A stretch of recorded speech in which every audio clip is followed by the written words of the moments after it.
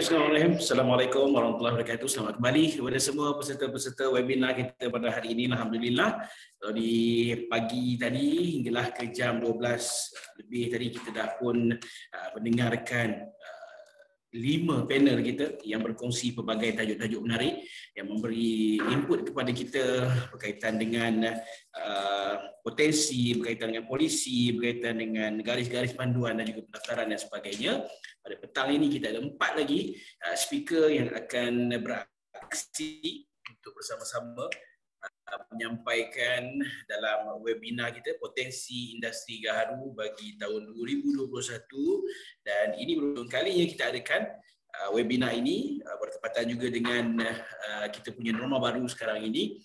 Oleh itu kepada semua yang telah pun masuk, selamat datang kembali saya ucapkan.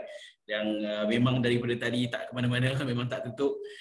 Selamat kita meneruskan kita punya webinar pada petang ini. Pastinya ada 4 lagi tajuk menarik, di mana 3 perkongsian berkaitan dengan kajian, pembiayaan keuangan, pengkelasan dan juga ada pengalaman ataupun perkongsian pengalaman daripada pengusaha gaharu. So banyak sebenarnya input yang boleh dapat kita garapkan pada petang ini untuk sama-sama kita ambil input, kita ambil inspirasi dan kita ambil ianya sebagai salah satu added value dalam kita nak teruskan berada dalam industri gaharu, walaupun dalam PKP, walaupun dalam keadaan pandemik dan sebagainya, pastinya ianya masih lagi boleh menjadi mencari pendapatan daripadanya, insyaAllah. So kepada semua, kita akan mulakan kita punya webinar kita pada tepat jam 2.30 petang, InsyaAllah. So kepada semua boleh bersedia, dan ingin saya ingatkan kembali di mana sepanjang kita bersiaran ini, kita mohon kepada semua peserta-peserta webinar untuk letakkan mic dalam keadaan mute ataupun diamkan mic anda. Tapi kalau boleh bukalah kamera supaya kita dapat melihat kita punya penyampai-penyampai, kita boleh melihat audien-audien yang mana bersama pada petang ini. Juga ada soalan-soalan yang diajukan, nak tanya soalan kepada panel-panel kita, boleh terus letak ruangan komen. Dan untuk nak tengok sampai kita ataupun panel kita, kerana di awal tadi ramai yang tertanya-tanya apa mana hilangnya host-host yang tengah bercakap, mana penyampai tak nampak muka dan sebagainya. Sila pinkan host anda. Letak di bahagian di ruang atas tu ada selection, boleh tekan di situ dan pinkan host. Apabila tuan-tuan pinkan host, siapa saja yang tengah bercakap pada waktu itu tidak akan terkesan, hanya akan melihat wajah yang sedang bercakap sahaja. Right? Kepada semua, kita akan ambil ilmu pada petang ini, kita akan ambil semangat pada petang ini,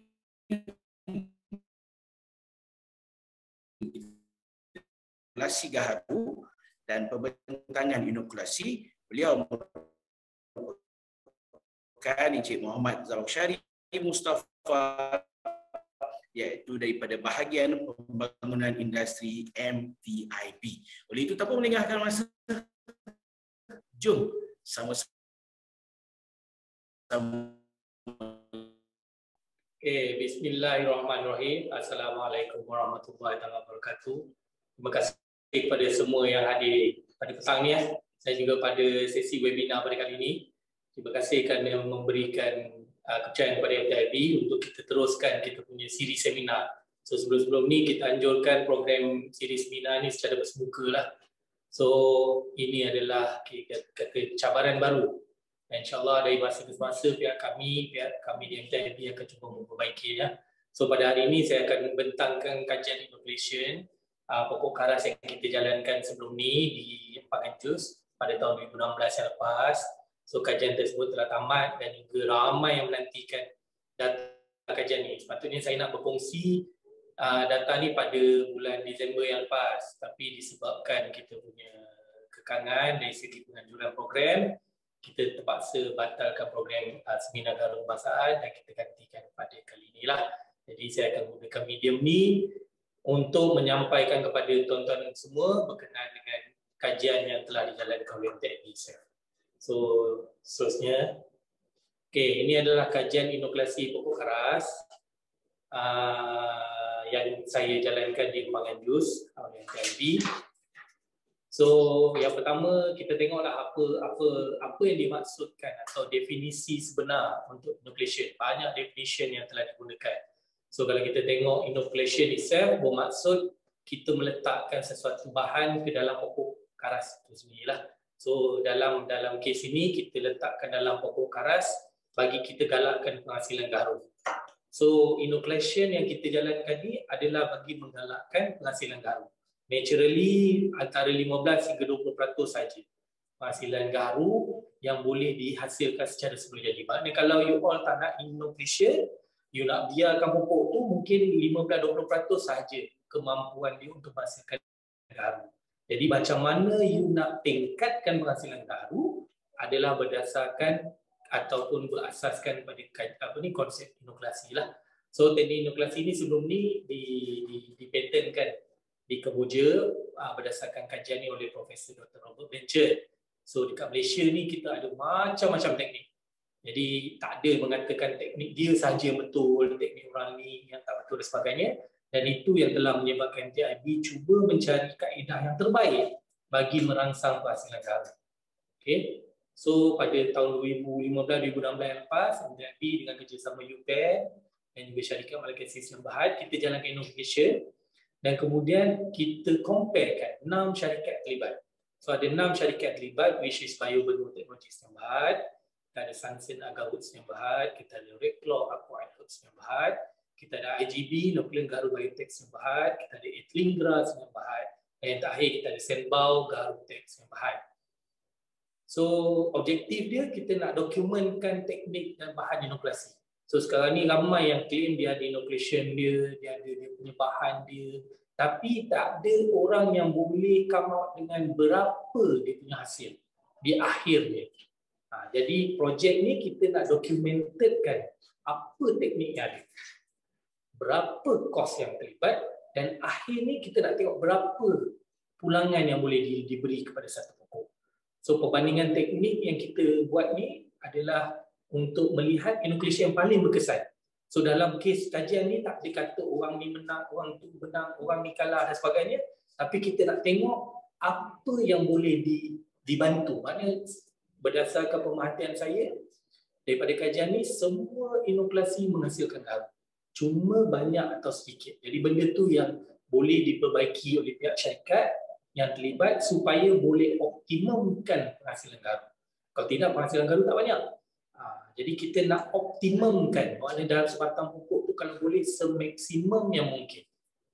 Jadi ringkasan projek ni kalau kita tengok, untuk projek ni ada 4 teknik yang terlibat. Maknanya kita kata teknik ni kaedah yang diguna pakailah dalam projek ni. Yang pertama menggunakan pressure camjet. Ni menggunakan camjet. Yang kedua menggunakan dripping bag. Dripping bag ni lebih kurang macam yang menggunakan bed ICU yang dekat hospital dan sebagainya. Yang ketiga menggunakan small hole with bamboo stick. Dia gunakan small hole with bamboo stick. And finally menggunakan bottle inducement. So bottle inducement, small hole, dripping bag, pressure camjet adalah kaedah yang digunakan oleh kita punya pengusaha inokulum ni lah, pengusaha atau pengeluar inokulum ni. Okey. Jadi seterusnya kita tengok ini adalah Bio Benua Teknologi Sistem Berhad. So Bio Benua Teknologi Sistem Berhad ni menggunakan konsep camjet and spiral punya kaedah. So Bio Benua Teknologi Sistem Berhad ni syarikat di Melaka. Yang kedua kita ada Sunsen Agawut Sistem Berhad, ini menggunakan dripping bag. Ini syarikat di Johor. Ini adalah Red Claw Aqua and Herb. Ini menggunakan small hole with bamboo stick. Yang mana bamboo stick tu dia drip ataupun dia celupkan dalam inokulum sebelum dimasukkan ke dalam batang pokok. So syarikat ni dia daripada Selangor. Seterusnya IGB Nuklear Garu Biotech Sistem Berhad, ini menggunakan bottle inducement. So syarikat ni daripada Pahang. Dan kemudian kita ada Etlingra Sistem Berhad, ini menggunakan also bottle inducement. Syarikat ni di Selangor. Dan akhir sekali kita ada Senbau Gaharu Tech Sdn Bhd. Syarikat ni daripada negeri Melaka time tu, daripada Melaka itself. Senbau Gaharu Tech menggunakan dripping bag. So keputusan kajian, saya go straight forward ke keputusan kajian. So ini adalah hasil yang kita dapat bagi penuaian pada 18 bulan dan 24 bulan. Kalau ada yang bertanya kenapa tebang pada 18 dan kenapa tebang pada 24. Okey. Yang pertama, kita buat penuaian berdasarkan syarikat. Okey, untuk kajian ini setiap proses inokulasi dijalankan oleh syarikat. Yang pertama. Yang kedua, setiap pokok yang kita cuba bersaiz 20 cm diameter. Yang ketiga, location dia adalah sama. Dan yang keempat, spesies dia semua daripada spesies Aquilaria malacensis. So 4 pemboleh ubah tu kita kawal. Jadi tiada isu atau istilah mungkin salah teknik. Kita biarkan pihak syarikat untuk buat sendiri dan tentukan bilakah tahap matang. Mana untuk Biobenua Teknologi Sdn Bhd, dia memberikan tahap matang kayu dia pada 18 bulan dan 24 bulan. So ini dia punya, kita kata hasil lah pada 18 dan 24 bulan. Nanti saya akan terangkan in detail apakah kelemahan yang ada dan apa yang boleh ditambah baik-baik setiap syarikat. Yang seterusnya, Sunset Agawood pada 18 dan 24 bulan, kita tengok untuk kaedah menggunakan dripping bag ni, kita terlalu banyak residu ataupun hasil karas yang kita buang. Rugi. Banyak kerugian kita tengok, yang mana kita tengok gaharu dia hanya di tengah tu je. Kalau kita tengok sebelum tu, kita tengok Biobenua ni sekurang-kurangnya penghasilan dia atau penghasilan gaharu dia agak merebak. Jadi kawasan yang putih tu tak banyak. Jadi sekarang ni kita tengok pada Sunset Agawood, karas dia agak banyak lagi, gaharu dia tak berapa banyak. Okey, seterusnya Reclaw Aqua and Herb. Okey, kat ini kita tengok 18 bulan. Gambar 18 bulan, kalau tengok semua 18 bulan adalah sebelah kiri, 24 bulan adalah sebelah kanan. So untuk setiap result ni, kalau kita tengok 18 sebelah kiri, 24 sebelah kanan. Okey, ini Reclaw Aqua and Herb. Dan kemudian ini adalah Inoculum Gaharu Biotech, IGB. Kalau kita tengok pada 18 bulan, penghasilan dia sangat sedikit. Tapi apabila 24 bulan, kita boleh tengok penghasilan dia dah makin tambah. Jadi ini pun antara finding kita nampak, syarikat ni kita tak boleh tebang terlalu awal, ada syarikat kita tak boleh tebang terlalu lewat. Okay. Seterusnya kita tengok pada Ethylene Grass Sdn Bhd, 18 bulan dan 24 bulan juga kita tengok hasil gaharu dia tidak sebanyak yang sepatutnya. Jadi kita kena tengok balik kaedah yang dipilih dan bahan yang dipilih. Pada kajian ini, semua bahan yang dipilih adalah bahan yang terbaik. Cuma kaedah tu yang perlu diolah supaya kita boleh optimumkan penghasilan gaharu. So ini Ethylene Grass Sdn Bhd. Okay, keputusan semasa, kalau kita tengok di slide, Biobenua Teknologi Sdn Bhd, dia menggunakan kaedah pressurized camjet. So untuk keputusan 18 bulan, purata per pokok kita boleh dapat lebih kurang 2 kilo kayu teras. Manakala apabila 24 bulan kita biarkan, penghasilan kayu teras dan kayu minyak juga berkurangan. Jadi kat sini kita nampak untuk Biobenua Teknologi Sdn Bhd, kita kena tuai sekurang-kurangnya selewat-lewatnya 18 bulan. Kita risau bila 24 bulan, dia punya penghasilan gaharu tu makin lama makin kurang. Dan bila kurang akan merugikanlah, sebab awal-awal dia boleh dapat maksimum yield, tapi apabila you biarkan sampai 36 bulan ke 24 bulan ke 28 bulan, penghasilan dia makin kurang. Okay. Untuk Sunset Agawood pula, menggunakan dripping bag system, penghasilan macam saya tunjuk tadi, penghasilan dia tak banyak. So kayu teras dia hanya sekitar 200 gram je. Jadi bayangkan satu batang pokok tu penghasilan kayu teras dia agak sedikit, manakala kayu minyak dia agak banyak. Nanti kayu minyak, nanti saya akan tunjuk juga data macam mana dia punya hasil bila kita proses minyak. So mungkin ada yang tanya, apa tu kayu teras? Apa tu kayu minyak? Okay, kayu minyak kita guna term untuk kayu yang kita proses bagi pembuatan minyak gaharu lah, pati minyak gaharu. Kayu teras ni normally kita katakan kayu yang high grade, slightly higher than kayu minyak. So kayu minyak ni selalunya diproses untuk proses minyak, Kayu teras ni adalah kayu yang kita gunakan untuk bakar sebagai bahu, wangian di rumah dan sebagainya. Mostly kayu teras digunakan untuk aromaterapi, untuk burn, manakala kayu minyak digunakan untuk prosesan minyak. So ada yang tanya, kayu teras ni tak boleh proses ke minyak? Boleh. Tapi kebanyakan pengusaha dapur parti minyak garam kita tidak memproses kayu teras, kecuali demand, order on demand. Maknanya kalau kata ada orang tu kata saya nak proses kayu teras, boleh, tapi kos dia akan menjadi lebih tinggi. Okay, seterusnya untuk Red Claw Aqua and Herb, kita tengok purata pada 18 bulan, purata dia per pokok lebih kurang 5 kg kayu teras. Manakala selepas 24 bulan, kita tengok 6 kg kayu teras. Kat sini kita dah tengok kayu minyak dia tak banyak. Untuk Red Claw Aqua and Herb, maknanya kaedah bamboo stick, kaedah bamboo stick penghasilan yang disasarkan memang untuk kayu teras. Jadi tuan-tuan dan puan kena decide awal-awal apa you nak hasilkan. You nak ke arah mana? You nak hasilkan kayu teras atau you nak hasilkan kayu minyak? Maknanya kalau you sendiri sebelum you jalankan inoculation, you masih blur ke arah mana nak pergi, the whole chain you akan blur. Maknanya you takkan tahu macam mana pergi. So macam Red Claw ni kaedah bamboo stick, memang kita nampak penghasilan kayu teras yang tinggi, tetapi kayu minyak dia tidak banyak. Kebanyakan kayu minyak ni yang digunakan adalah lebih kepada kita kata kayu minyak ni lebih kepada hasil apabila kita cuci kayu garu itulah. Seterusnya untuk inokulam gaharu biotex yang berhad, so IGB ni dia gunakan dripping system, bottle dripping system. Kat sini kita nampak bottle dripping system ni ada kelemahan dia, yang mana apabila you buat inoculation, macam contoh pressurized candle, satu inoculation bila you buat pada batang pokok, within 10 to 20 minutes dia dah selesai. Tapi bottle dripping system will take you hours, 4-5 hours dan sebagainya. So maknanya kalau dalam proses inokulasi, you must make sure ada orang di situ sehingga selesai. Kita takut yang berlaku dalam kajian ini juga hampir, yang mana bila ditinggalkan ada gangguan daripada luar lah, iaitu binatang lah.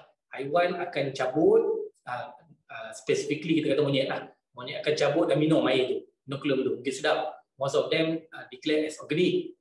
So dia cabut, dia minum.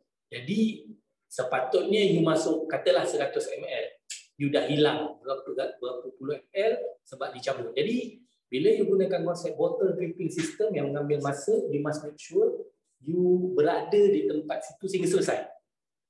Sebabnya untuk 18 bulan IGB menghasilkan 1 kilogram kayu teras je, kaedah bottle dripping.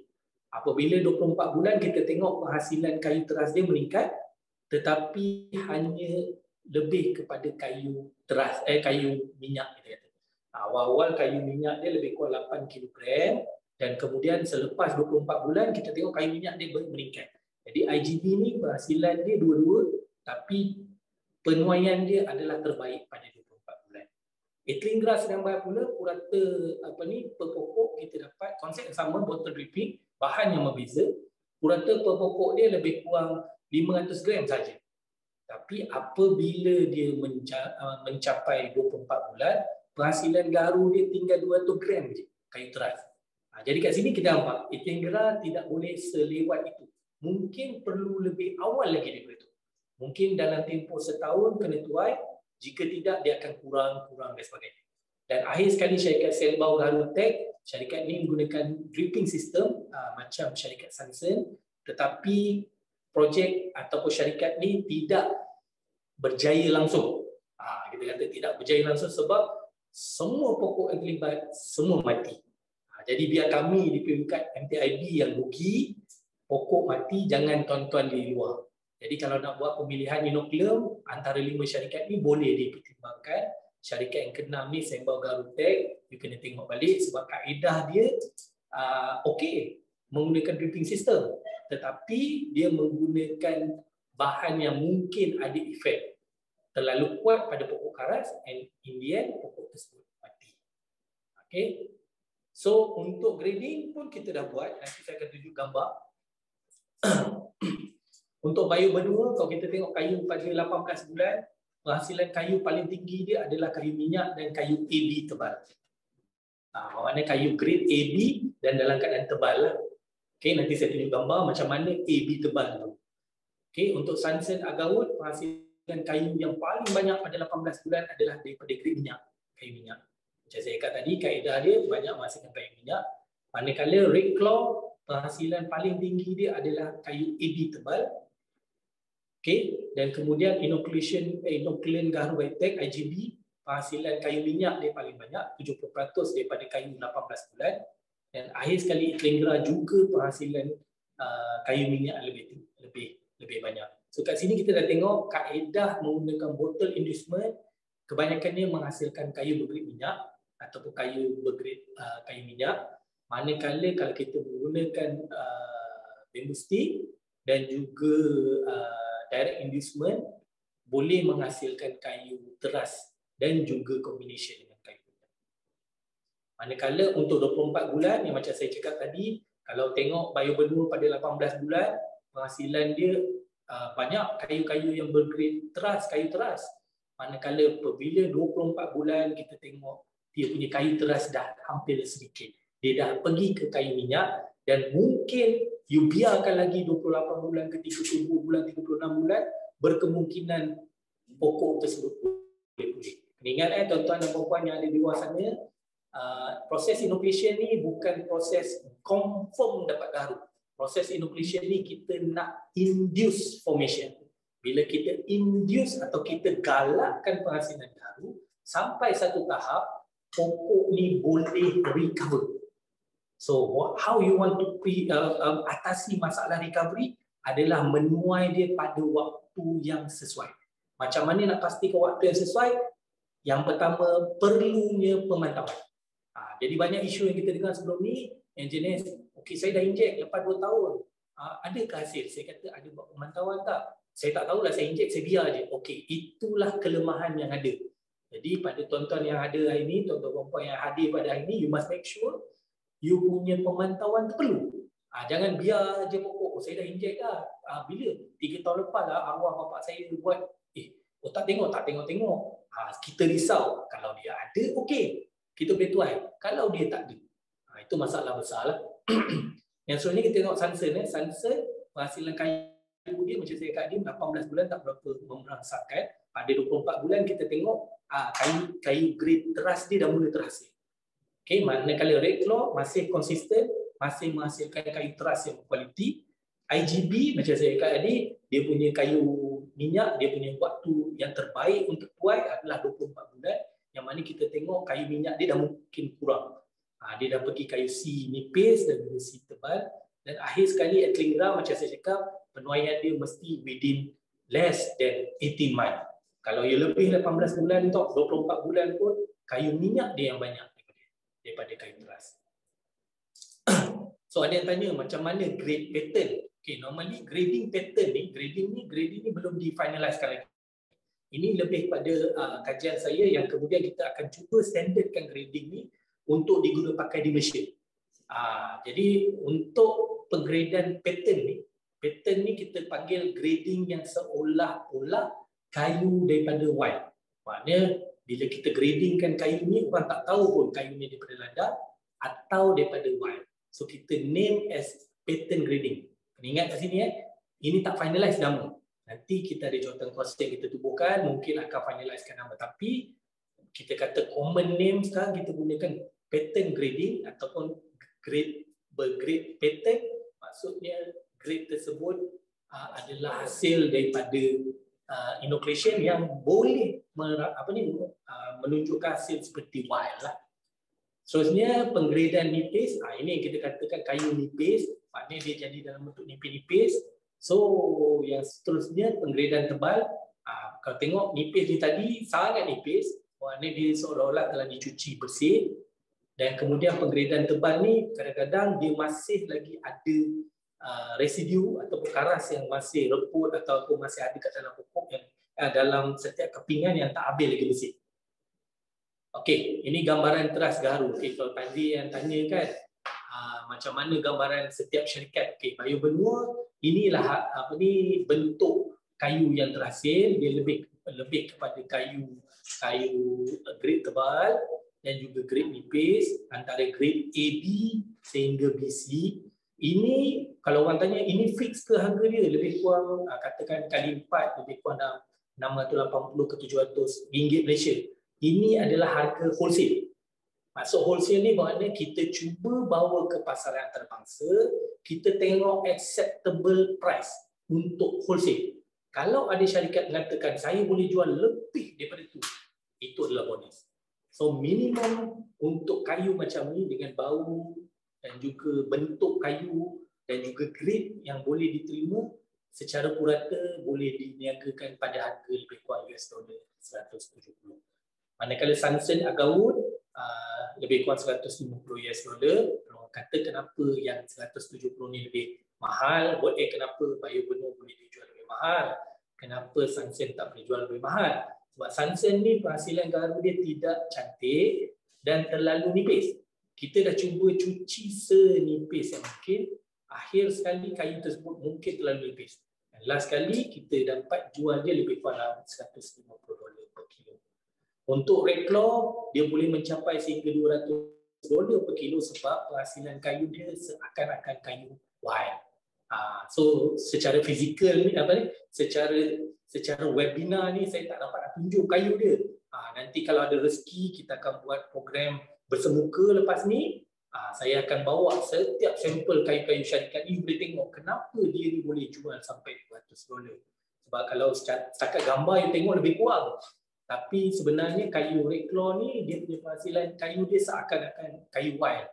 Bila kita bawa tu dia orang pun tak tahu yang ini adalah kayu nipis. Dia bau dia pun seakan-akan wild, cuma dia mampu beli pada harga US dollar lebih kurang 200. Tapi kalau dia boleh diniagakan pada harga yang lebih, it's all about bonus. Tapi ini adalah berdasarkan kajian pada tahun 2019 sebelum COVID nanti ada orang cakap confirm ni mungkin lepas COVID dia boleh jadi lebih mahal atau dia boleh jadi lebih rendah. Tapi kita hopefully dia punya price won't be as much reducement to this lah. Dan IGB, Nuclear Garu Biotech lebih kurang $170 per kilo. Dan kita ada Ethylene Gera lebih kurang $180 per kilo. So ada yang tanya macam mana pula keputusan semasa bagi projek untuk penghasilan parti minyak garu ni. Jadi pada untuk setiap kajian ni saya proseskan juga bagaimana kita nak tahu 1 kilo kayu minyak tadi, kayu keras, kayu minyak ni tadi boleh menghasilkan berapa ml minyak. Ini at least you tahu, you boleh buat conversion daripada data saya tadi, nanti saya akan kongsi pada semua, you dah boleh buat calculation. Kalau you pilih Bayu Benua Teknologi Sdn Bhd, you pilih Sunsun Agawood Sdn Bhd, you pilih Red Claw, you pilih IGB, you pilih Ethylene Gera, you dah boleh roughly calculate berapa RM return you boleh dapat. So untuk Bayu Benua sebagai contoh, kalau you proses 1 kilo kayu minyak dia, the conversion can go up to 1.7 ml. 1 kilo kayu minyak lebih kurang 1.7 ml. Maknanya kalau you masak 1 dapur lebih kurang 20 kilo, you boleh hardly dapat dalam 34 ml. Lebih kurang $2.5. 2 ke 3 dolar, hampir $3 untuk kayu minyak daripada Bayu Benua. Manakala Sunsun Agawood, penghasilan dia adalah 1 ke 1.2 ml. 1 kilo kayu minyak boleh hasilkan 1.2 ml. So bermakna kalau kata you ada 20 kilo, lebih kurang dalam $2 maksimum untuk ni. Untuk yang bertanya, untuk sebelum ada yang bertanya, kaedah yang saya gunakan untuk pemprosesan parti minyak garu ni adalah menggunakan hydrodistillation dan lokasi kajian adalah di Jeli, Kelantan. Okay, untuk Red Claw pula, Red Claw Aqua and Herbs, penghasilan dia adalah 1 kg ke 2.1. Bermakna kalau you ada 20 kilo untuk satu dapur, you masak satu dapur lebih kurang 20 kilo, you boleh dapat hampir 42 ke 44 ml. So 42 ml lebih kurang dalam $3.5. Jadi yang seterusnya IGB 1 to 1.5, Ethylene Gera 1 to 1.5 juga.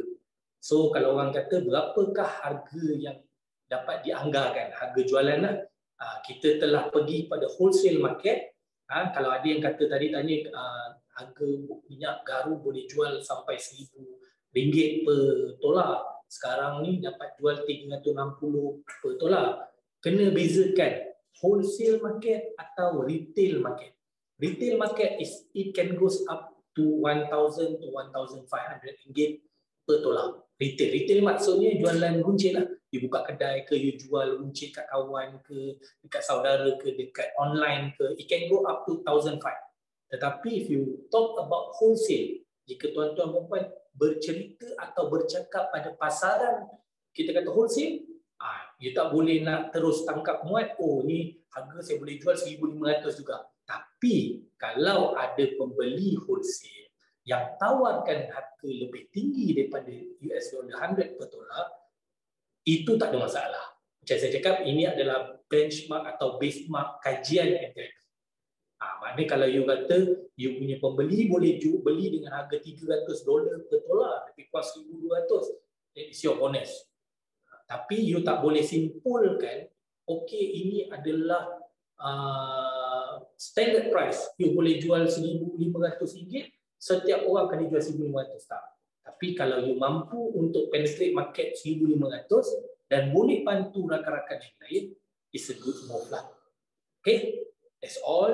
Saya ucapkan terima kasih kepada semua. Kalau ada terkurang ke apa, saya tengok tadi sepanjang saya present banyak chatting masuk, mungkin banyak soalan. InsyaAllah saya cuba untuk jawab yang mana berkaitan, dan yang mana tidak saya akan cuba bagi pada rakan yang lain lah kemudian, insyaAllah.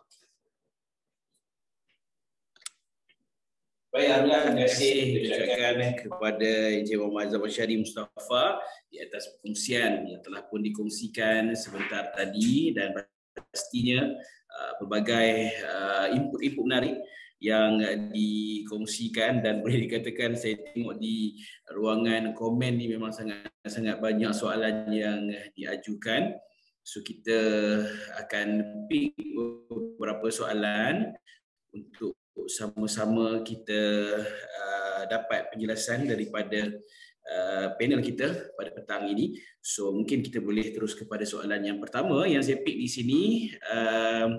Dekat sini ada satu soalan. Kami Pekebun Kecil Gaharu sedang berusaha mencari syarikat pengeluar inokulasi yang sudi buat perjanjian untuk membeli kembali hasil suntikan yang dibeli dari mereka. Adakah syarikat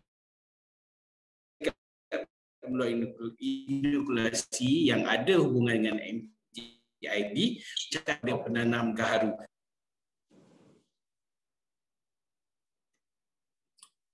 Okey, untuk menjawab soalan tersebut, daripada list tersebut, syarikat-syarikat tersebut juga boleh JV. Mana di luar daripada pengetahuan MTIB, kita tak boleh nak recommend lah. So sebagai contoh, kalau pihak tuan berminat untuk JV, saya amat setuju, sebab bila you go for inoculation, bila you ambil pilihan syarikat yang tak betul, kita risau nanti bila ada hasil. Kalau tak ada hasil, macam mana? Jadi boleh berhubung, bagi contoh mungkin dengan Datuk Razak ataupun Bayu Benua, antara syarikat yang boleh buat JV. Tapi you kena communicate dengan dia dulu, sebab sekarang ni pun saya difahamkan dia punya JV punya quota tak banyak. Tapi boleh, you boleh berhubung antaranya dengan IGB juga boleh, dengan Iklim Geras dan Bahan juga boleh, dengan Datuk Razak, Bayu Benua tadi pun boleh, dengan Reklo juga boleh. Jadi saya rasa 5 syarikat yang ada tu you boleh communicate dengan dia sama ada boleh pergi kepada bentuk JV atau tidak. Kalau tak boleh, you move to another company, satu dan seterusnya. It's better for you to go with JV instead of you go on your own. Tapi kalau ada 1-2 pokok tu, most likely kita akan cadangkan supaya you buat sendirilah instead of you go JV lah, sebab kadang-kadang JV ni dia will go for volume. Kalau setakat 1-2 pokok tu, mungkin dia tak berminat lah untuk JV. Terima kasih.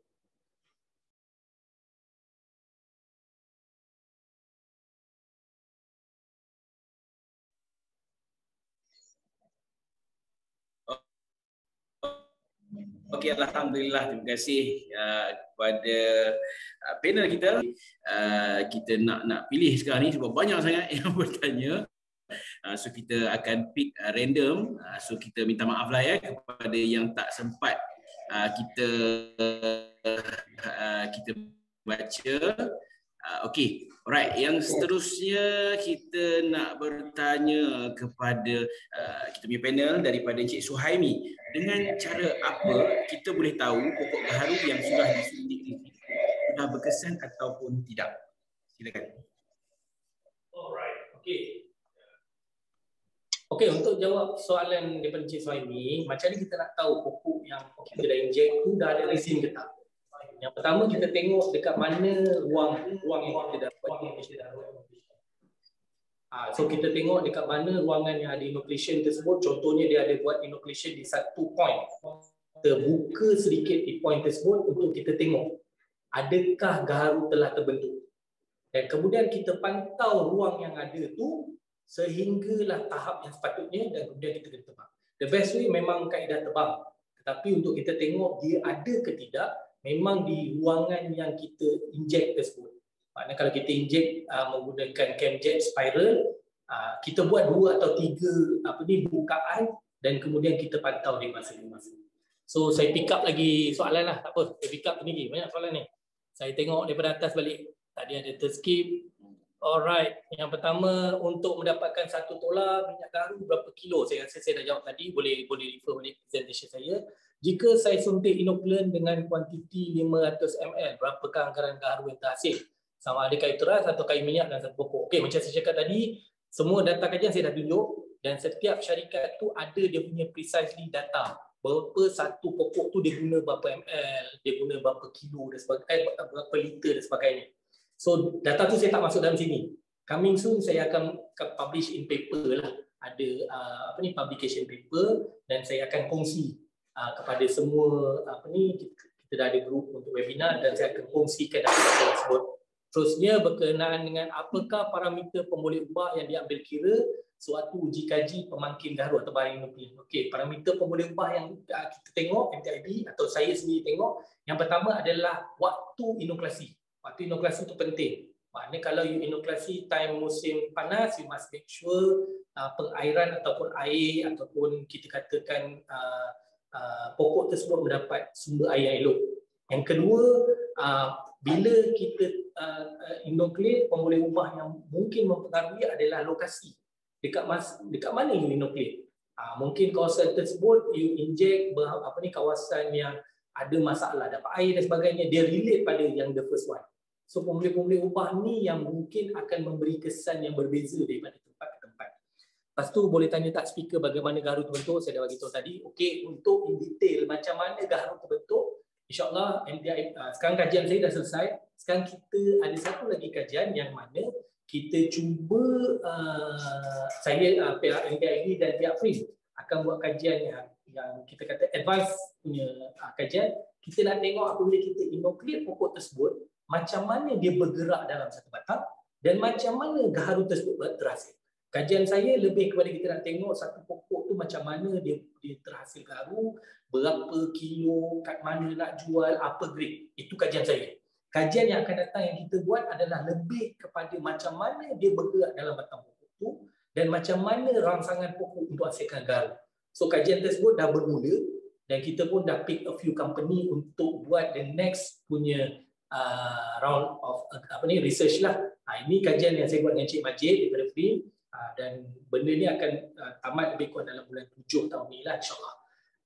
Kalau tak ada COVID sebenarnya kita boleh cepat siap, tapi sekarang kita terpaksa buat step by week by week, syarikat yang berbeza. Kalau dulu kita himpunkan seminggu boleh buat, jadi sekarang all with new norm lah. Okey, bahan inokulasi yang diinjek itu adalah bahan yang sama pada semua syarikat? Tidak. Bahan inokulasi itu bergantung pada syarikat. Setiap syarikat inokulan masing-masing. Based on data track record, maknanya dari segi penghasilan trust, Rekor, Bayi Benua, Fingra, based kepada parti minyak gaharu ialah Fingra, Bayi Benua. Kalau dah buat calculation, you get to know. Dengan cara apa kita boleh tahu yang pokok gaharu sudah okey, inilah selesai. Bagaimana pula proses pada pokok gaharu yang ditanam secara biasa dan tempoh untuk payan. Bagaimana pula proses pada pokok gaharu. Ini yang saya kata pokok tanam ni. Kajian saya ni pada pokok ladang. Saya tidak buat kajian pada pokok liar. Ini pokok ladang. Kalau kata pokok tu tumbuh secara asli atau secara natural, secara semula jadi di kebun yuka dan sebagainya, berapa saiz dia? Kalau saiz dia lebih daripada 20 cm, dia punya hasil mungkin tinggi, dia punya kos mungkin tinggi. Okey, apakah kajian-kajian yang penting yang dicadangkan dalam ini nanti ini kajian-kajian yang penting macam saya dah sentuh few thing. Tuan Zama, BTSB kayu minyak 1 kilogram kayu minyak memproses. Soalan satu pokok menghasilkan berapa tu lah. You can do the calculation lah, saya dah bagi data tu. Kami kebun kecil, ini dah selesai. Berapakah anggaran kos inokulasi setiap pokok? Maksimum kos adalah daripada Bayu Benua. Bayu Benua lebih kurang dalam RM300 untuk satu pokok. Manakala the minimum cost adalah daripada Equindra lebih kurang bawah daripada RM70 satu pokok. Saya merasakan pembuat inokulasi lebih tertumpu untuk jual inokulum bukan kepada hasil terakhir. Itu sebabnya kita kata in your opinion very good and very clear. Also in my opinion, that's why we go with the approach of JV. Kita jangan biarkan pihak syarikat jual inokulum saja. Maknanya kalau you nak cari pengeluar inokulum, carilah pengeluar inokulum yang ada track record. Macam ni sekurang-kurangnya dia ada track record. Dan yang kedua, dia boleh buat JV punya konsep. Kalau dia tak boleh buat JV, then might as well you think of it in a bigger way. Maknanya mungkin communicate with satu yourself ke, mungkin buat dalam small group ke, mungkin a few of your friend, wujudkan satu konsultan supaya you all akan contribute to each other. Kenapa ada lagu bising? Mungkin ada yang terklik tadi kot. Berharap NTIB menjadi pemudah cara bagi penetapan kadar royalti atau cukai bagi menggalakkan ini semua wilayah Semenanjung selain Melaka. Okey, insyaAllah NTIB akan cuba menjadi pemudah cara. Isu ni dah tahun bertahun berkenaan dengan kadar kutipan cukai lah, atau kita kata pas pemindah. Setuju? Benda ni memang ada di peringkat akhir perbincangan kami antara MTIB sebagai Management Authority Semenanjung dan Bidang Satuan KL Sahaja Labuan, dan kami juga akan berbincang juga dengan pihak Jabatan Perhutanan Semenanjung, Sabah dan Sarawak. Setahu saya sekarang sangat susah nak cari syarikat yang sanggup invest untuk keluarkan modal. Okey, boleh macam saya cakap, boleh cari, dan kemudian nanti ada slot lepas ni, ada slot daripada Encik daripada Kesatuan, dia akan cuba bentangkan berkenaan dengan bantuan kewangan yang boleh dapat untuk inoculation. Itu saya tak nak komen, biar ada tak perbandingan inokulasi kaedah sapuan. Pada tahun 2010 MTIB ada buat kajian untuk kaedah sapuan. Kaedah sapuan yang kita tengok pada 2010 punya kajian tu penghasilan garu dia ada tapi tidak optimum.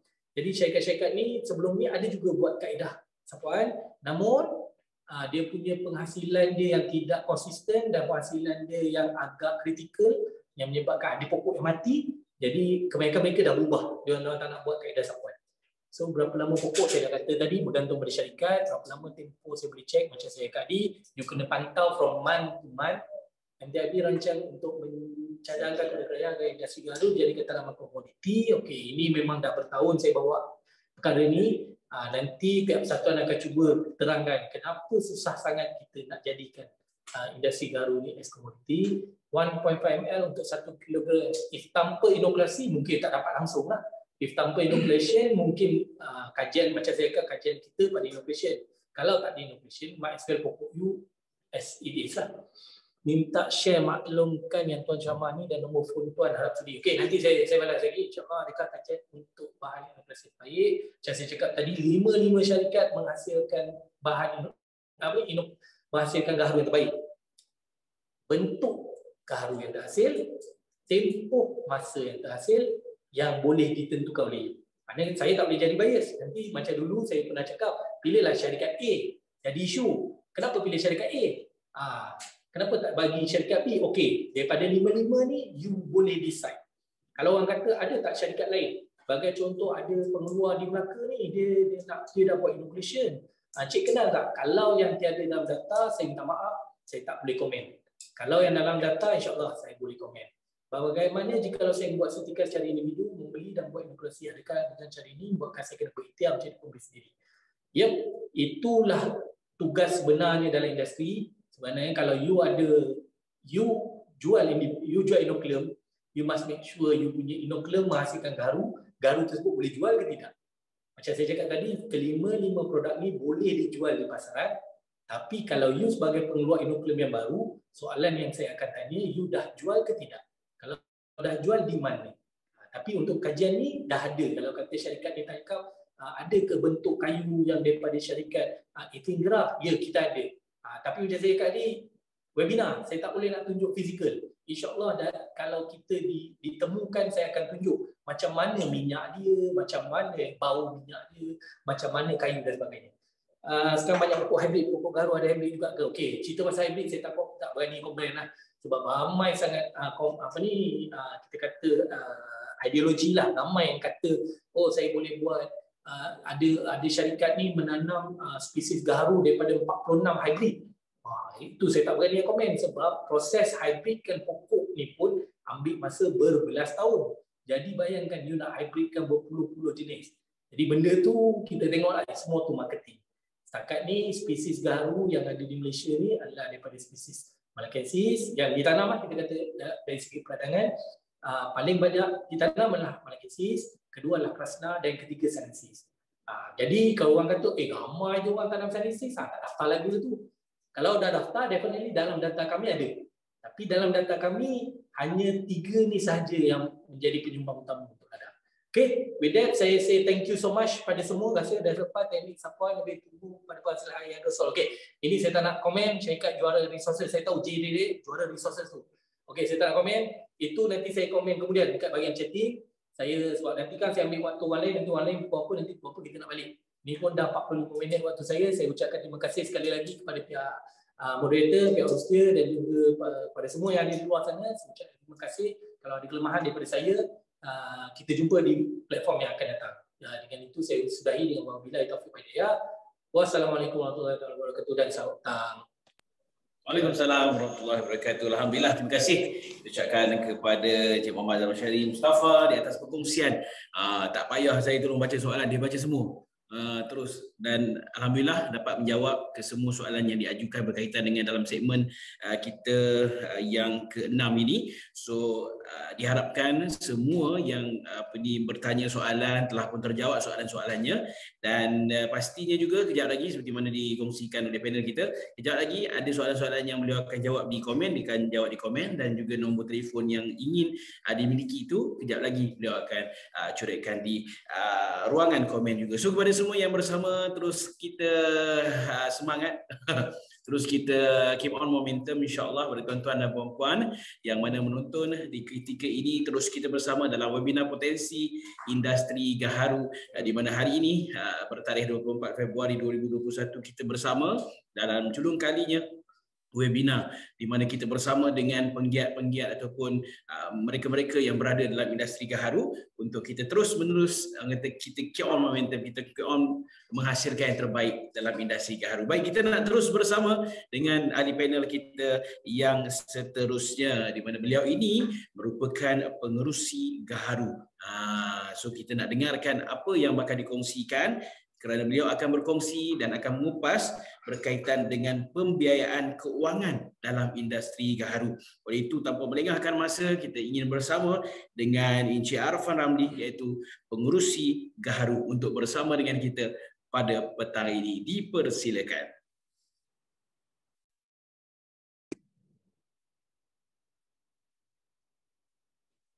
Baik, Assalamualaikum warahmatullahi wabarakatuh. Selamat petang semua. Dengar tak? Kalau ada yang boleh respon dalam ruangan chat, dengar tak? Ya, okey. So far tak bersalah. Okey. Sejak daripada pagi tadi macam tajuk-tajuk interesting pasal antara benda paling penting lah dalam industri kita. About regulation dan yang topik paling hot sebab kita sekarang ni dalam industri tengah bagi kami di gaharu ni tengah di fasa pertengahan, iaitu tengah hot isu pengeluaran hasil daripada ladang-ladang yang tuan-tuan dah pun tanam selama ini kan. Okey, saya diberi tajuk hari ini untuk bentangkan sebetulnya tajuk lebih sesuai pada saya rasa akses kepada pembiayaan. Sebab pihak kami rasa kami tak sesuai pula kalau nak cerita lebih pasal kewangan. Sebab kami hanya persatuan sahaja. Jadi apa yang boleh kami kongsikan hari ini adalah lebih kepada akses kepada pembiayaan. Jadi tuan-tuan kalau nak tahu apa yang tuan-tuan boleh apply daripada segi loan, daripada segi even grant sekalipun. Okey, kita gunakan. Okey, mungkin ramai yang masih belum kenal kami. Ini sikit sebanyak kami lah di Persatuan Usahawan Karas dan Gaharu Bumi Putra. Kami ni sebenarnya dalam kita wujudkan satu komuniti untuk membangunkan industri gaharu. Jadi kita wujudkan satu grup. Sebenarnya asalnya kita ni daripada grup kawan-kawan je lah, yang kita selalu work together.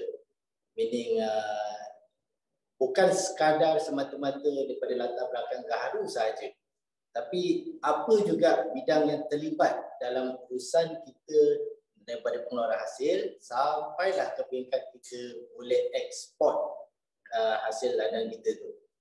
So dalam kami punya grup, insyaAllah hampir komplit. Kami ada among kita punya circle of friends, kita ada memang innovator, kita ada usaha yang mengusahakan kilang pemprosesan minyak yang terbesar setakat di Indonesia. Kita ada tim yang memang khas untuk penanam. Kami juga ada tim yang boleh menguruskan logistik. Jadi, dan juga kita ada di bahagian perundangan juga, kita ada lawyer. Dan kalau tuan-tuan yang berminat untuk jadi usahawan, kita juga ada tim boleh coach tuan-tuan sendiri, supaya tuan-tuan boleh jadi usahawan yang sangat kompeten dan kompetitif di peringkat global. Okey. Antara lain, kami di Gaharu dan juga ahli-ahli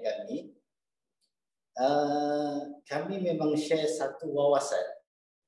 Waktu mula-mula kami ditubuhkan, kita ada satu wawasan, iaitu kita nakkan Gaharu Malaysia ni terkenal, laku dan diiktiraf dunia sebagai Gaharu Malaysia ni sebagai gaharu yang bernilai tinggi dan berkualiti.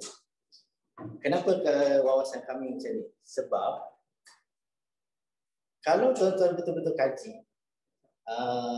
kaji pasaran gaharu, kalau tuan-tuan ada ke luar negeri ke atau just Google out, ramai juga kita terperanjat bahawa ramai yang tak kenal pun Malaysia punya gaharu. Yang paling terkenal adalah Wood Cambodia, which is Cambodian wood atau gaharu daripada Kamboja. Okay, so atas wawasan inilah yang persatuan kita ditubuhkan. Okay. Kemudian untuk capai wawasan ini, jadi kita setkan satu mission, iaitu simple. Kita akan promosikan, kita akan memasarkan dan menjual kayu dan minyak Gaharu Malaysia dan produk-produk terbitan ahli-ahli persatuan ini ke negara-negara yang terpilih. Okay. Jadi objektif kita untuk mencapai mission itu pula, kita selaku persatuan, kita akan menjadi satu jambatan atau penghubung antara pihak government dan kepada tuan-tuan. Dan juga antara lain yang penting adalah untuk kita dapat hidupkan rantaian bekalan. Sebab selama ni kita tengok di kajian, kenapa ramai yang kecundang. Sebab bila kita kaji balik, sebenarnya rantaian bekalan tu putus di tengah jalan. Maksudnya, tuan-tuan sebagai penanam, tiba-tiba sampai satu tahap, tuan-tuan tak tahu nak ke mana. Nak marketkan ke mana. Ke mana nak jual. Kan? Dan antara isu lain, pemilihan inoculation yang terlalu banyak dekat luar. So, kepada siapa tuan-tuan nak refer pun susah. Okay? Okay, lepas tu objektif kedua kami adalah untuk melahirkan dan memperkasakan 50 usahawan menjelang 2025. Yes, bunyi dia tak banyak, sekadar 50 usahawan. Tapi realiti dia, sampai sekarang pun, untuk kami dapatkan sebenarnya sekitar 10 usahawan yang betul-betul kompeten, betul-betul dedicated untuk kita hantar ke peringkat global adalah cabaran yang sangat besar sebenarnya. Okey. Seterusnya ini saya nak share dulu sebelum kita masuk ke bahagian pembiayaan sebab dia berkait. Okey, jadi disebabkan tu lepas kaji sidik demi kaji sidik kita buat, kami rangka satu pelan induk untuk pembangunan industri gaharu untuk tempoh 5 tahun. Di bawah pelan induk ni, kita pecahkan pada 4 teras utama. Dan empat teras ni semuanya sama penting dan dia tak boleh nak kata teras yang mana nak jalan dulu, teras yang mana kita boleh kemudiankan sebab sepatutnya dia jalan serentak. Okay. So teras pertama yang paling kiri tu dalam kotak yang warna brown itu adalah sumber raw material utama. Dan untuk kes kita ni, since kita tak ambil kayu daripada hutan, so kita nak utamakan kepada sektor peladangan. Termasuklah pokok kecil ataupun sekadar, walaupun anda sekadar menanam limau pokok di belakang rumah pun anda tergolong dalam teras ini. Okay. So teras kedua adalah satu hub pemprosesan gaharu, which is kita tubuhkan hub ni bertujuan supaya jika tuan-tuan adalah seorang peladang, kemudian tuan-tuan katalah tanam 2,000. Okey, lepas tu suntik.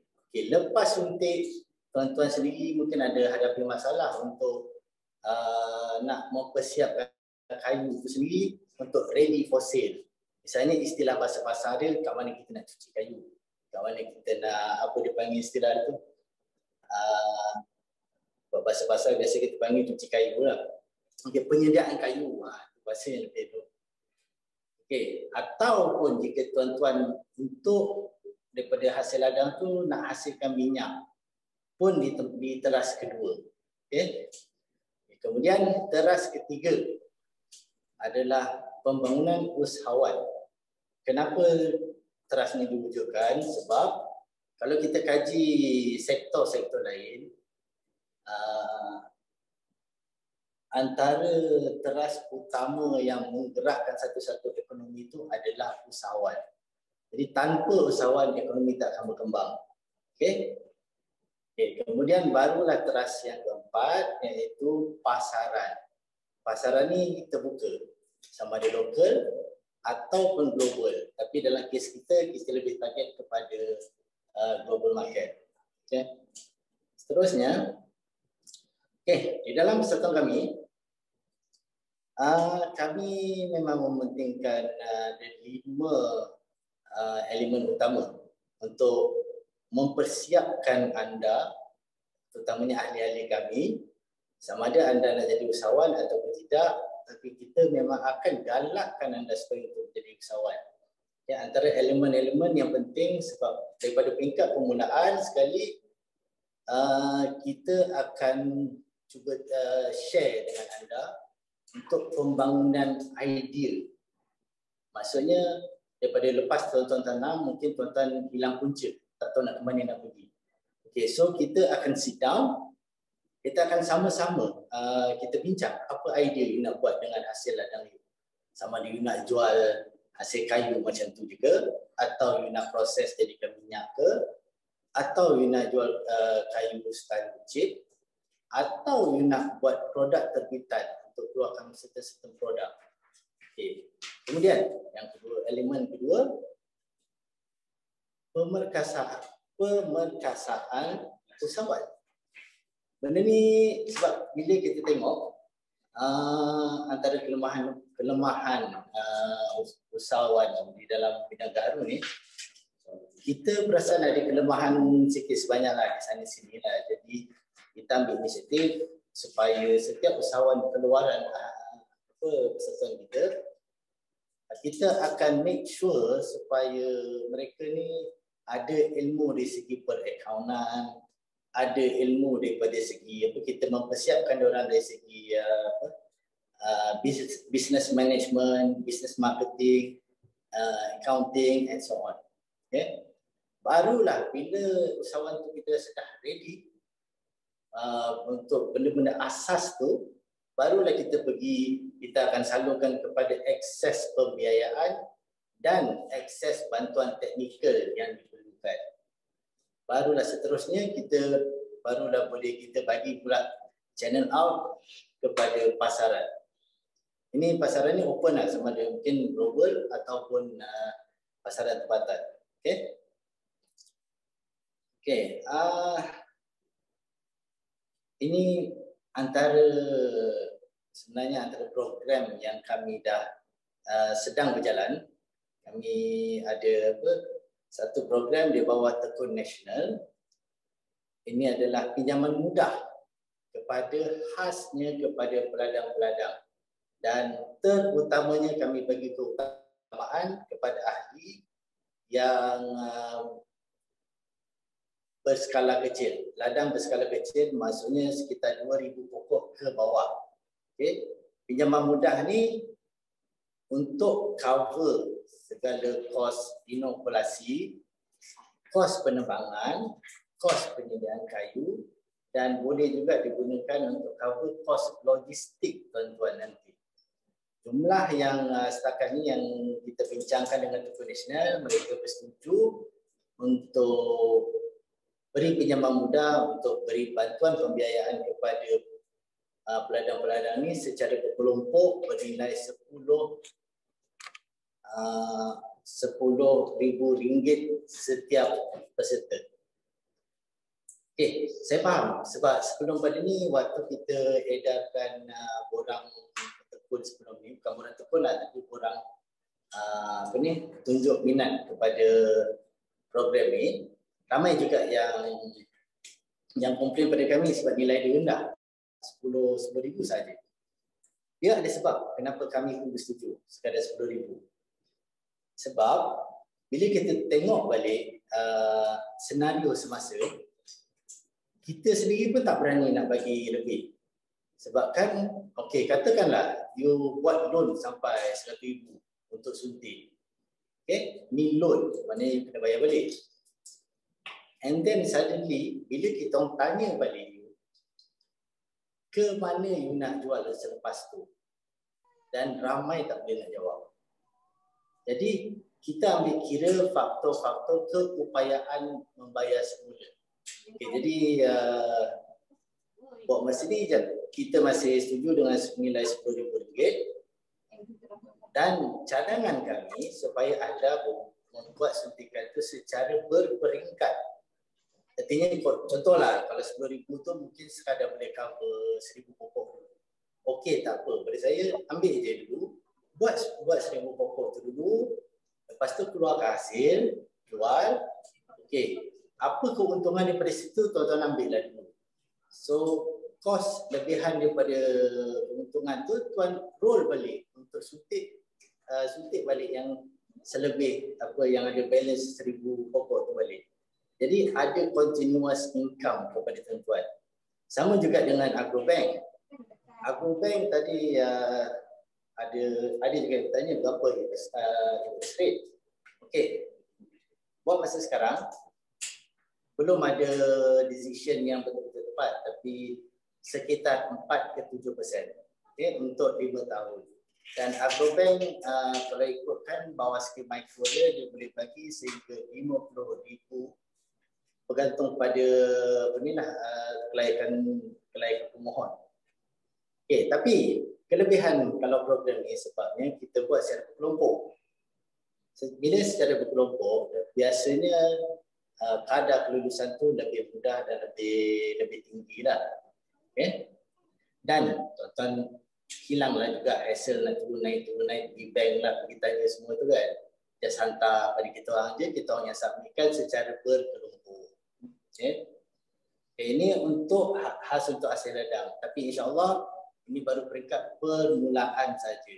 Kita memang ada dalam cadangan banyak lagi program lain untuk pengeluaran hasil ladang. Cuma kami agak tersekat lah disebabkan PKP pasal itu semua, jadi banyak menghadkan kami punya pergerakan. Okay? InsyaAllah akan ada lagi. Okey. Ini pula untuk pembiayaan kepada usahawan. Okey. Satu program yang tengah berjalan sekarang, in progress, adalah Gaharu Bumiputra Entrepreneurs Enhancement Program ataupun nama singkatnya GBEP. Okay, program ni kami propose dulu kepada daripada KSU Medan, and then turun kepada CEO SME Corp, dan seterusnya alhamdulillah mereka sudi bekerjasama dengan pihak kami, pihak Gaharu, dan SME Corp mengelolakan program ni di bawah kerjasama pihak kami. Daripada situ kami kena pilih 15 orang usahawan. Daripada 15 usahawan ni kita orang train untuk buat pitching session, untuk buat pengenalan produk, untuk buat and so on lah pasal keusahawanan. Okay, daripada 15 ni lepas pitching session hanya 10 saja yang terpilih. Okay. Setiap syarikat yang lulus waktu pitching session tu, diorang dapat grant, matching grant, dan dalam bentuk reimbursement grant. Maksudnya grant tu you kena bayar dulu and then you claim balik lah. Okay. Nilai grant setiap syarikat dia dapat nilai RM500,000 setiap syarikat, plus ada tambahan lagi RM500,000. Bermakna in total setiap syarikat dapat RM1 juta. Cuma terus terang program ni sebetulnya ramai juga yang datang kontak kami, tapi program ni lebih kepada pengeluaran produk downstream. So yang upstream yang di cover hanyalah inoculation saja, maximum up to dia ada ceiling sampai ke 100,000 saja. Okay, so itu saja yang dah boleh cover, dan insyaAllah akan ada lagi tahun ni. Okay. Seterusnya ada program satu lagi adalah Gaharu Entrepreneurs Program atau GEM. Ini kita buat kerjasama dengan pihak Tekun juga. Dan dalam progres kita tengah memilih 10 orang usahawan untuk mendapat pinjaman mudah. Setakat ni yang kita deal masih dalam 0% interest, bernilai RM100,000 setiap syarikat. Okey, jadi kalau ada pihak tuan-tuan yang berminat nak join program-program ni, mungkin tuan-tuan boleh jemput datang ke kita punya Facebook page. Tuan-tuan boleh PM dekat situ. InsyaAllah ada tim kami yang boleh membantu anda. Okey. Dan sebenarnya tu seranglah saya cakap, masih banyak lagi program yang kami tengah buat. Cuma disebabkan PKPB dulu, seterusnya PKP, jadi pergerakan kami terhad. Jadi banyak yang cadangkan kami suruh tunggu selepas PKP baru kami umumkan. Sultan cakap banyak lagi program, insyaAllah. So diharap dapat teruslah kontak-kontak kita orang, insyaAllah kita akan share. Okay. So saya rasa itu je sebab saya punya ni agak ringkas. Jadi insyaAllah saya boleh buka pada soalan kalau nak. Okey, alhamdulillah. Itu dia perkongsian daripada pengurusi Gaharu iaitu Encik Arfan Ramli, di mana beliau telah berkongsi sikit sebanyak berkaitan dengan tajuk kita pada hari ini iaitu pembiayaan keuangan dalam industri Gaharu. Baik, kita memang nak buka pada soalan kerana kita ada 5 soalan yang dah pun kita pick up untuk kita tanyakan kepada pengurusi kita. So insyaAllah kita mulakan dengan soalan kita yang pertama. Ini memang betul-betul kena dengan orangnya lah. Sebab apa? Soalan yang pertama adalah bagaimana nak join persatuan? Silakan.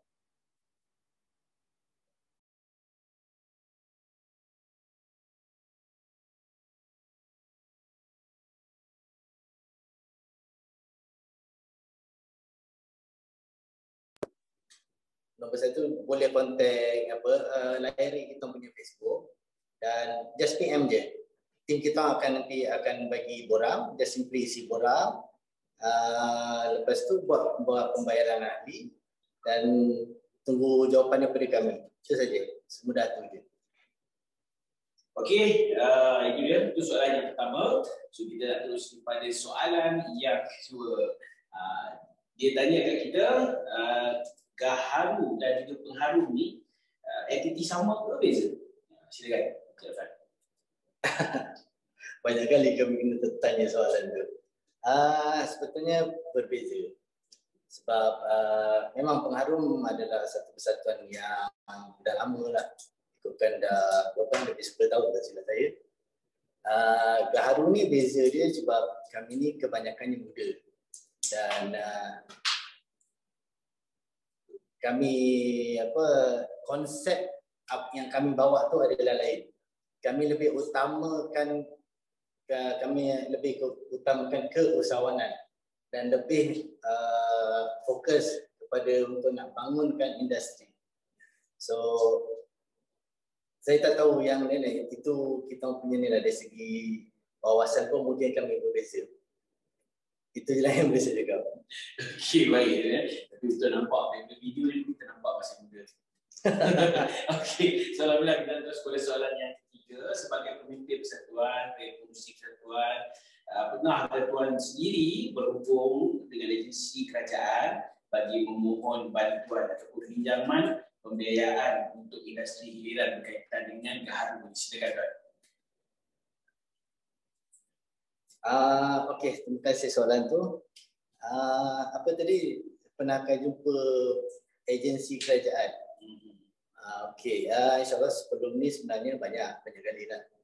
Dan itu pasal tadi saya cakap, ada banyak lagi program yang pending yang saya belum berani nak sebut sebab belum ada kelulusan penuh. Tapi apa boleh saya sebut, setakat ni semua nampak positif. InsyaAllah pihak kerajaan dan agensi akan membantu tuan-tuan juga dalam industri gaharu ni. Dan setakat ni memang banyaklah agensi yang kita dah jumpa. Dan sampai ke peringkat menteri sekalipun. Baik, okey. Soalan seterusnya. Kita pick up bersama dengan soalan-soalan yang dikemukakan oleh kita punya peserta adalah adakah pihak gaharu akan cadangkan syarikat inokulasi ataupun boleh pilih sendiri? Silakan. Okey, daripada segi untuk pemilihan inoculation, sebenarnya kami lebih terbuka.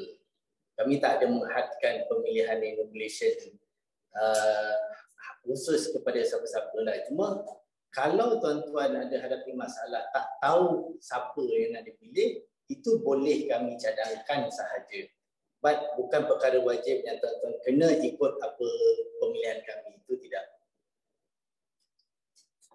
Okey, baik. Okay, soalan yang terakhir. Kita akan terus kepada soalan yang terakhir. Di mana soalannya adalah grant ini hanya untuk Bumi Putra saja ataupun terbuka? Okey, untuk program yang dengan SME Corp baru-baru ini sebenarnya projek yang pertama kami buat dengan SME Corp. Yang ini memang khas kepada usahawan Bumi Putra sahaja. Tapi insyaAllah untuk program lain kami akan buat yang terbuka. Right. So insyaAllah terima kasih ucapkan kepada Encik Afan Ramli di atas perkongsian yang telah pun dikongsikan bersama dengan kita pada petang ini. So kepada semua pengusaha gaharu yang ada bersama dengan kita, ada sikit sebanyak yang telah pun dikongsikan. Dan pastinya perkongsian ini akan memberikan kemudahan dan juga galakkan untuk memudahkan lagi perjalanan untuk kita mengembangkan lagi perusahaan gaharu masing-masing, insya-Allah, sama ada dengan bantuan terus ataupun dengan bantuan daripada pihak-pihak yang berkenaan.